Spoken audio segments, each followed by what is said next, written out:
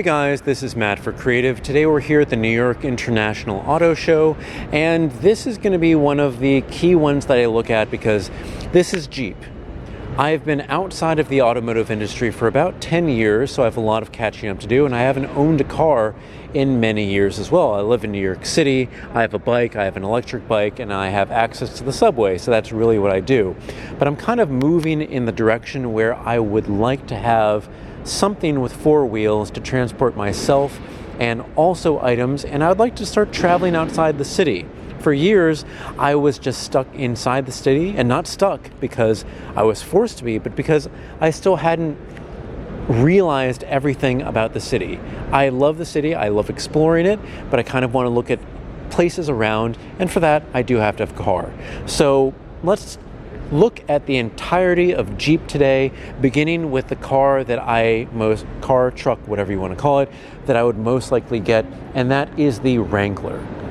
This is something that I could easily see myself getting because it is extremely functional. Maybe not a brand new vehicle. I'd even go for ones years down the line, depending on what they cost. But for me, it is an extremely functional vehicle. I know I said that. I meant to say that twice. It is just pure function. You can drive around. Maybe it doesn't get the best gas mileage because it is a truck with gigantic tires if you choose to get those gigantic tires. But for me, just think about what you can do. You can remove the doors. It is just a heavy-duty truck that you can just beat the hell out of, and it's something that I really appreciate. Now, the newer models, you have like nicer bits. Like this one seems to have leather or faux leather. This is the Rubicon 392. Nice big touchscreen, nice wheels, but all of this, and in most cases, you can remove the roof. You can play around with the doors. You can remove those doors, store them. You can go off-roading. You can go upstate and you can play around up there, and you can still be functional. But because you live in New York and you can never have a convertible car, you can still have one while having a backup convertible car. Do you see what I mean? You can remove those doors, you can remove the roof, you can remove a lot of stuff, but if you really do need it, you can have it all there and still have a fully covered car, because if there's any kind of gap in New York City, somebody's grabbing whatever you have in there and taking it for themselves. But for me, just a car that I find extremely functional, and it's on my list of cars to get either now or in the near future. Next is going to be a Grand Cherokee. Oh, before we go, if you guys need specs, you can look online, but we do have them here. If you kind of want to pause, take a screenshot, it's all going to be right there for you. We're looking at the visual aspects of these cars more over the tech aspects. This is a truck. You either like the size, you like its specs, you can also choose different powertrains for it. So yeah, everything will differ. This is all about the visual appeal of it. Again, here's the 2022 Grand Cherokee in a nice kind of wine red, and for once the camera is actually getting this and not overexposing the car, so you do see the darkness of it, even though it does look more shiny in camera. We are under perfect show lighting. This is the reason why we are here, and wow, okay. I don't know which one I'm looking at more. Am I looking at the Sahara in the kind of neon 90s yellow-green, or am I looking at the all-gray Rubicon? The all-gray Rubicon for sure. I go for a lot of blacks and grays, and this is one of those ones that just kind of speaks to me, because if you get this messy, if you get this dirty, wait, is this an electric vehicle? Is it a 4x electric, and is that why it has an electric toe? Okay. What is this? Wrangler Unlimited. Where's the information, guys? I am somebody who's been outside of the automotive industry for a long time, and you're literally not giving me any information on this. Again, we can look this up online, but have something here. Help me out. Help me so I can help you.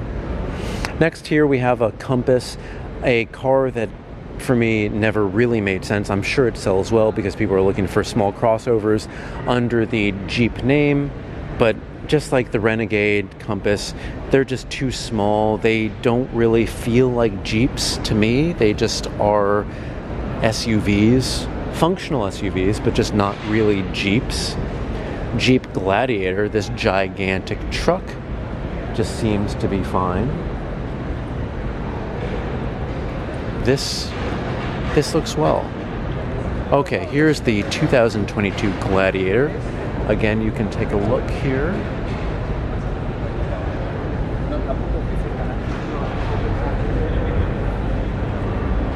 And that's Ram. So we're not going to do that here. We're going to go more over. So this is the Red Special Edition. If you've never heard of Red, they do a lot for, I believe, HIV awareness.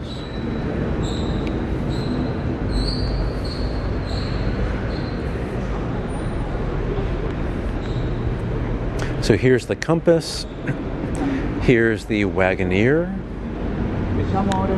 more of their premium looking brands. And you know what, maybe there are others. Yeah, Wagoneer. This is one of those ones that really speaks to me. This is the darkest version of gray that you can possibly get, and everything is matching. Black rims, dark gray exterior, light accents, they really work, and this is something that I think works really well. One thing that I am seeing in camera, it is lightening this up a lot, and unfortunately not looking as dark as it does in real life. This is beautiful. This has got to be the most beautiful car that I've seen today. Just color scheme, I think it works perfectly. And again, this is the Jeep Wagoneer. And look, you have little Fire TVs in the back seats. This one just looks good. So this is the Wagoneer. This is the Grand Wagoneer, even bigger. And again, you can pause here. You can take a screenshot and take a look at the specs. This just looks big. For me, a Jeep is all about being functional and compact. When I looked at that one I have to look at outside of being a Jeep branded car. This one is just maybe a functional SUV. A good-looking, functional SUV. But they are doing an amazing job on these grills. It's not chrome, it's just metallic, and that seems to work. Alright guys, we've been taking a look at the Jeep section here at the New York International Auto Show. If you have any questions or comments, put it in the comment section below. Thank you so much for watching. Don't forget I'm on Instagram at M8B9. You can email me at matt8b9@gmail.com. I completely forgot that we didn't even look at this kind of neon green Wrangler here.